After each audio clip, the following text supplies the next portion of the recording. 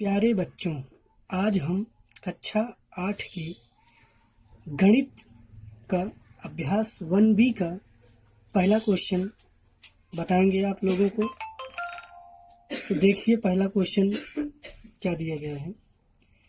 लिखा गया है कि निम्नांकित कथनों में सत्य ऑब्लिक लगा है, असत्य बताइए। पहला क्वेश्चन है -4/5 प्लस -4/5 बराबर -8/5। ये दो परिमेय संख्याओं का जोड़ है। इस पक्ष को हमको सॉल्व करना है, यानी जोड़ना है। अगर ये हमारा यानी लेफ्ट हैंड साइड अगर राइट हैंड साइड के बराबर आता है तो हमारा ये प्रश्न सही होगा। तो हम देखिए चलते हैं, सॉल्व करते हैं। लेफ्ट हैंड साइड से सॉल्व करते हैं। हम लेफ्ट हैंड साइड लेते हैं तो -4/5 प्लस -4/5 इस तरीके से लिखते हैं हम। अब इसको हम बाहर जब लिखेंगे तो -4/5 इस चिन्ह को अंदर गुणा कराएंगे, प्लस चिन्ह का अंदर गुणा होगा। तो हम चिन्हों का गुणा बताते हैं कि किस तरीके से होता है। प्लस का गुणा अगर प्लस में करेंगे तो इसका गुणनफल प्लस में आएगा। अगर माइनस का गुणा माइनस में करेंगे तब भी इसका गुणनफल प्लस में होगा। अगर प्लस का गुणा अगर माइनस में करते हैं तब इसका गुणनफल माइनस में आएगा। अगर माइनस गुणे प्लस चिन्ह होगा तब भी इसका गुणनफल माइनस में आएगा। तो इसी तरीके से इसमें देखते हैं, इस प्लस चिन्ह का इसमें गुणा होगा तो प्लस माइनस माइनस होगा और लिखेंगे फिर 4/5। अब आगे देखते हैं, यहाँ पे दोनों परिमेय संख्याओं का हर समान है। हर समान है तो हम इसका जो हर समान है यानी हर दोनों का 5 है तो हम यहाँ पे 5 लिख लेंगे। अब जब हर समान है तो सीधा अंश को लिख लिया जाता है सहित, -4 और -4। अब जब ये दोनों माइनस में है, -4 तो इन दोनों अंक को जोड़ लेंगे, 4 4 8 और माइनस चिन्ह को लगा देंगे, -8/5।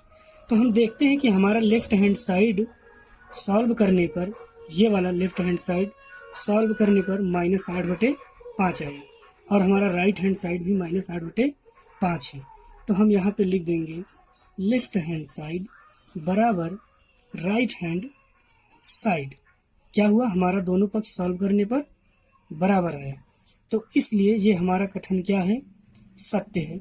तो हम यहीं पे लिख देंगे सत्य। ठीक, चलिए बच्चों अब हम दूसरा क्वेश्चन देखते हैं। पहले का दूसरा क्वेश्चन, इसमें दिया गया है कि -6/7 प्लस 6 परिमेय संख्या नहीं है। यानी ये क्वेश्चन कह रहा है कि -6/7 प्लस 6 ये परिमेय संख्या नहीं है। हमको इसको सॉल्व करना है कि क्या ये परिमेय संख्या है या नहीं है।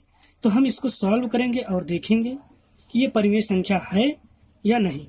तो हम इसको ऐसे लिखेंगे, -6/7 प्लस 6। अब इसके बटा हम 1 कर सकते हैं।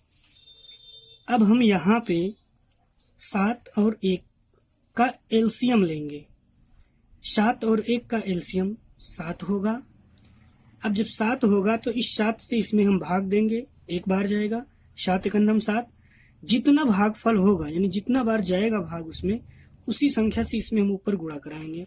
यानी -6 में 7 एकम 7 एक बार गया है, 1 से गुणा कराएंगे, प्लस 1 में 7 से भाग देंगे, 1 7 7, 7 बार गया तो 7 से इसमें हम गुणा करेंगे, 7 गुणते 6।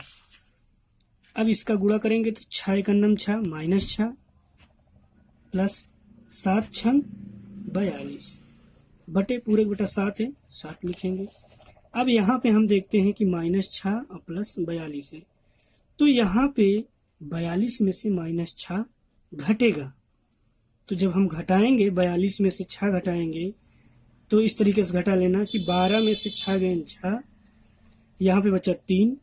अब यहाँ पे हम 3 लिख लेंगे, बटा बड़े वाले का चिन्ह लगाया जाता है तो प्लस चाहे यहाँ पे लगाएं या ना लगाएं, प्लस माना जाएगा, बटे 7। अब हम देखते हैं कि 36/7 ये जो है P/Q के रूप में है, यानी इस रूप में कहा जाता है कि कोई भी परिमेय संख्या अगर P/Q के रूप में लिखा जाता है तो वह परिमेय संख्या होती है। तो यह 36/7 यानी कि इसका हर 0 नहीं है, तो इसलिए ये परिमेय संख्या है। ये 36/7 एक परिमेय संख्या है। इस क्वेश्चन में कहा जा रहा है कि ये परिमेय संख्या नहीं है, यानी कि ये गलत है, ये असत्य है।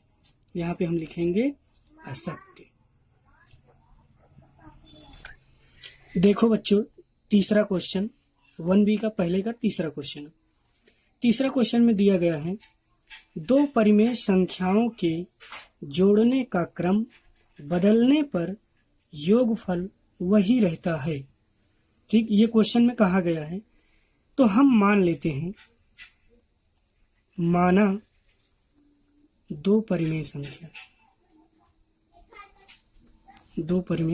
संख्या 1/4 और 5/6। ये हम खुद से मान के आपको समझाने के लिए बता रहे हैं, बाकी ये क्वेश्चन में ये दिया नहीं है, सिर्फ यही तक लिखा गया है। तो हमने माना दो परिमेय संख्या 1/4 और 5/6 है। हम इसी की सहायता से आपको ये सिद्ध करेंगे कि क्या ये सही कहा गया है कि नहीं। तो हम 1/4, इसमें कहा गया है कि दो परिमेय संख्याओं के जोड़ने का क्रम, पहले हम एक बार इसको ऐसे जिस क्रम में लिखा है ऐसे जोड़ेंगे।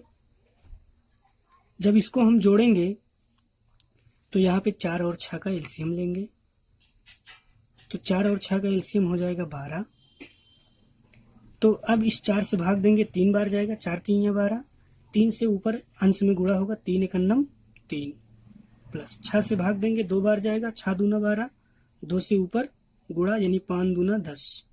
हम इसको इस तरीके से लिख देंगे। तो ये हो गया 10 3 13/12, इतना आया। अब इसमें कहा गया है कि इनके जोड़ने का क्रम बदलने पर योगफल वही रहता है। तो हम इसका क्रम अब बदल के जोड़ेंगे, 5/6 प्लस 1/4। हम इसको जब बदलेंगे तो अब फिर इसका हम जोड़ करेंगे, इसका एलसीएम लेंगे 6 और 4 का, यहाँ भी एलसीएम 12 होगा, 6 से भाग देंगे, 6 दूना 12, 2 बार जाएगा, 2 से 5 में गुणा होगा 10, प्लस 4 से भाग देंगे, 3 बार जाएगा, 4 3 या 12 यानी 3 1 9 3, तो 10 3 13, 13/12।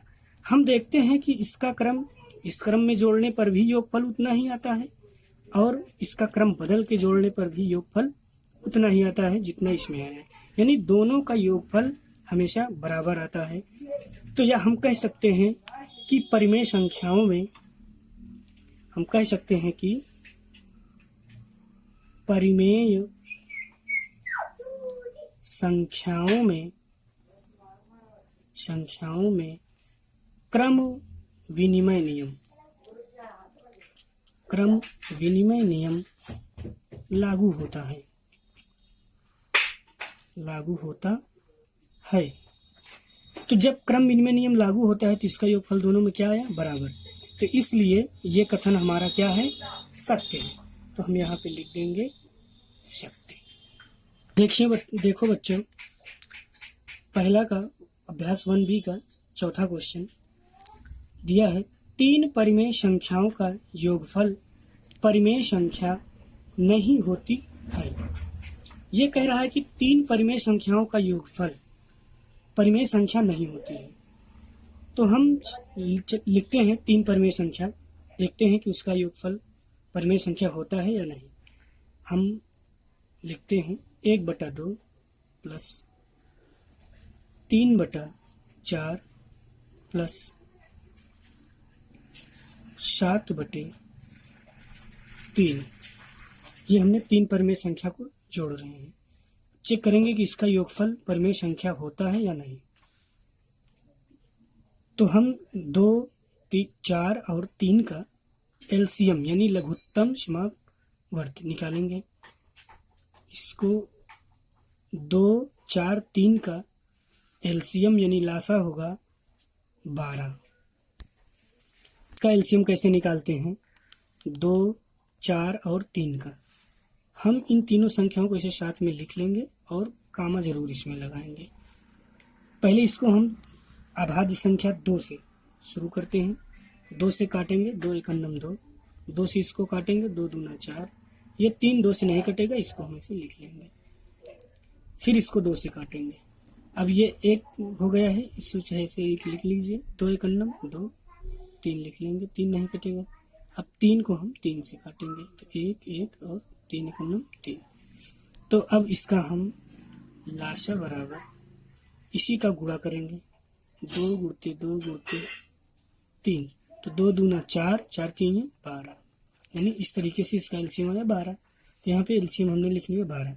अब इस 2 से इसमें भाग देंगे तो 6 बार जाएगा, 6 दूना 12, इस अंश 1 में 6 से गुणा होगा, यानी 6 एकम 6 प्लस, अब इस 4 से इसमें भाग देंगे तो 4 3 12, 3 बार जाएगा, इस 3 में 3 से गुणा होगा, 3 त्रिक 9 प्लस 3 से भाग देंगे, 3 चौके 12, 4 बार जाएगा, 4 से 7 में गुणा होगा, 7 चौके 28।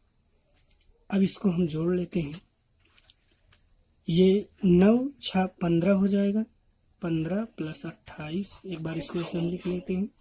अब इसको जोड़ लेंगे, 8 5 13 की 3 हासिल 1, 2 1 3 हासिल 1 बचा था 4, कितना हो जाएगा बटे 12। हम देखते हैं कि इसका सॉल्व जो है 43/12 है। अब ये 43/12 अंश बटे हर यानी p बटा q के रूप में है, यानी कि 3 परिमेय संख्याओं का योगफल हमेशा परिमेय संख्या होती है। सॉल्व करने पर यह आया कि 3 परिमेय संख्याओं का योगफल परिमेय संख्या ही आया, तो इसलिए जब परिमेय संख्या ही होती है तो ये हमारा जो इसमें दिया गया है क्वेश्चन में कथन, ये असत्य है, तो हम यहाँ पे लिख देंगे असत्य।